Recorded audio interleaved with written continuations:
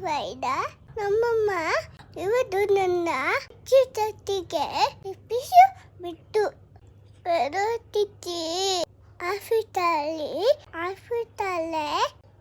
ಅವಳನ್ನು ಅಂದು ನನಗೆ ಭಯನೇ ಆಗೋಯ್ತು.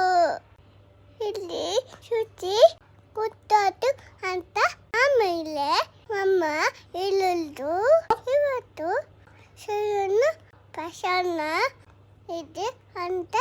ಆವಾಗ ಸಮಾಧಾನ ಆಯಿತು. ಬೇಗ ಇತ್ತು ದೊಡ್ಡದಾಗಿ ಮಮ್ಮ ನಾನು ಹೋದ್ವಿ. ಆತನ್ನ ಓದಿದ ಬಯ್ಯತ್ತು ಅಲ್ಕೊಂಡೆ ಅಕ್ಷು ಹಾಕಿಸ್ಕೊಂಡೆ. ಈಗ ಇಚ್ಚಿತನ್ನ ಎದ್ದು ಬಿಟ್ಟಾಯ್ತು. ಅದರಲ್ಲಿ ಹಾಲು ಕುಕ್ಕೊಂಡು ಪಾಚಿ ಬಂದೆ.